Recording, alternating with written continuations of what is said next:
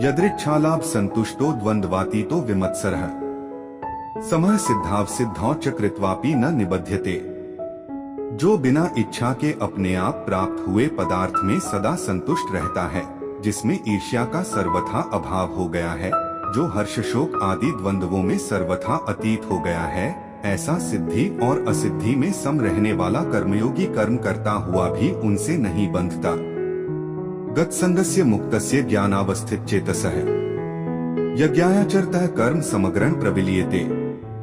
जिसकी आसक्ति सर्वथा नष्ट हो गई है, जो देहाभिमान और ममता रहित हो गया है, जिसका चित्त निरंतर परमात्मा के ज्ञान में स्थित रहता है, ऐसा केवल यज्ञ संपादन के लिए कर्म करने वाले मनुष्य के संपूर्ण कर्म भली भांति विलीन हो जाते हैं। ब्रह्मार्पण ब्रह्मा हविर्ब्रह्माग्नौ ब्रह्मणाहुतम् ब्रह्मैव तेन गंतव्यं ब्रह्म कर्मस्माधिना। जिस यज्ञ में अर्पण अर्थात श्रुवा आदि भी ब्रह्मा है और हवन किए जाने योग्य द्रव्य भी ब्रह्मा है तथा ब्रह्मरूप कर्ता के द्वारा ब्रह्मरूप अग्नि में आहुति देना रूप क्रिया भी ब्रह्मा है, उस ब्रह्म कर्म में स्थित रहने वाले योगी द्वारा प्राप्त किए जाने वाले योग्य फल भी ब्रह्मा ही है। दैव में वापरे यज्ञ योगिनः पर्युपास्ते ब्रह्माग्नाव परे यज्ञ यज्ञेनैवोपजुह्नति।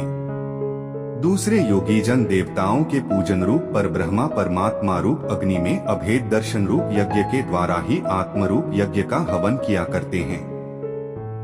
श्रोत्रादीन इंद्रियाण्यन्ये संयमाग्निषु जुह्नति शब्दादीन विषयानन्य इंद्रियाग्निषु जुह्नति।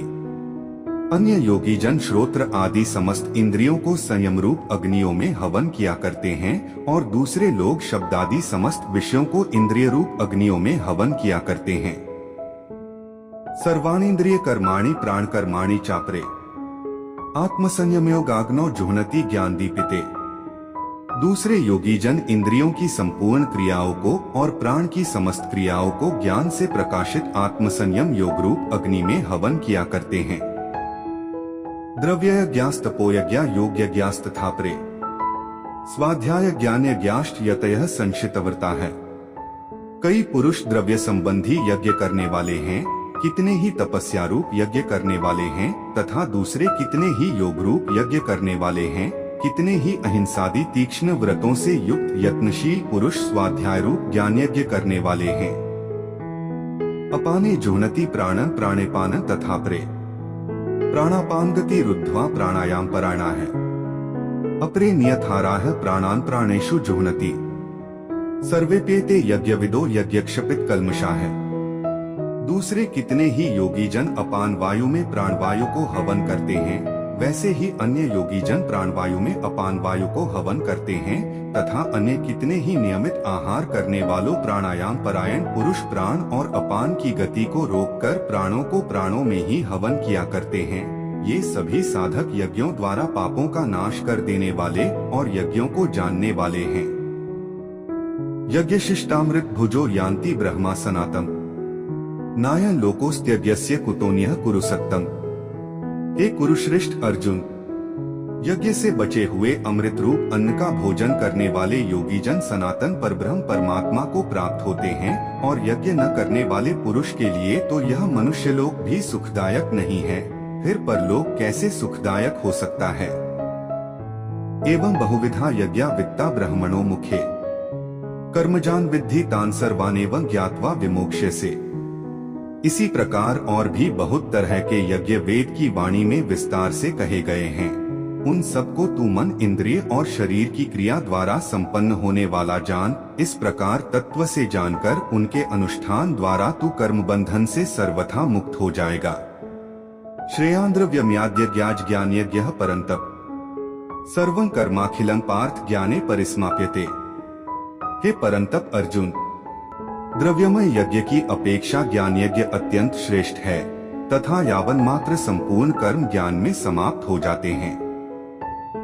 तद्विद्धि प्रणिपातेन परिप्रश्नेन सेव्या उपदेक्ष्यन्ति ते ज्ञान ज्ञानिनस्तत्वदर्शिनः।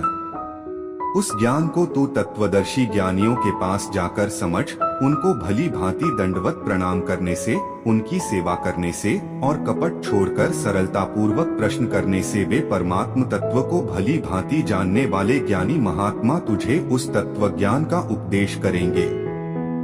यज्ञात्वा न पुनर्मोहमेवं यास्यसि पांडव, येन भूतान्य शेषेन्द्रक्ष्यस्यात्मन्यथो मयि।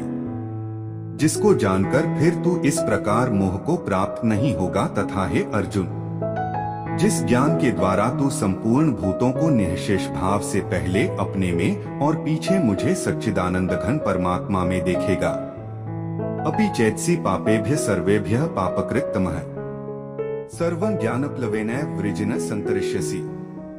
यदि तू अन्य सब पापियों से भी अधिक पाप करने वाला है, तो भी तू ज्ञान रूप नौका द्वारा निःसंदेह संपूर्ण पाप समुद्र से भली भांति तर जाएगा। यथैधांसि समिद्धोऽग्निर्भस्मसात् कुरुतेऽर्जुन, ज्ञानाग्निः सर्वकर्माणि भस्मसात् कुरुते तथा।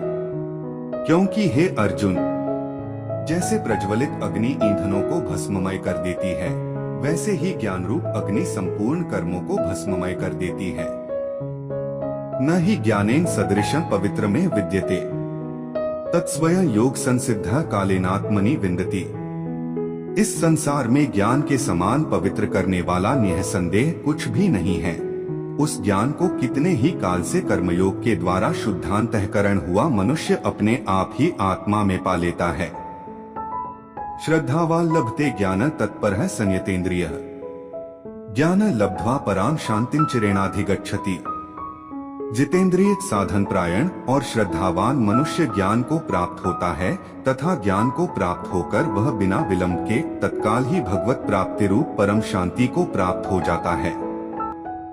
अज्ञश्चा श्रद्धानश्च संशयात्मा विनश्यति, नाय लोकोस्ति न परो न सुखं संशयात्मनः। विवेकहीन और श्रद्धारहित संशयुक्त मनुष्य परमार्थ से अवश्य भ्रष्ट हो जाता है। ऐसे संशयुक्त मनुष्य के लिए न यह लोक है, न परलोक है और न सुख ही है।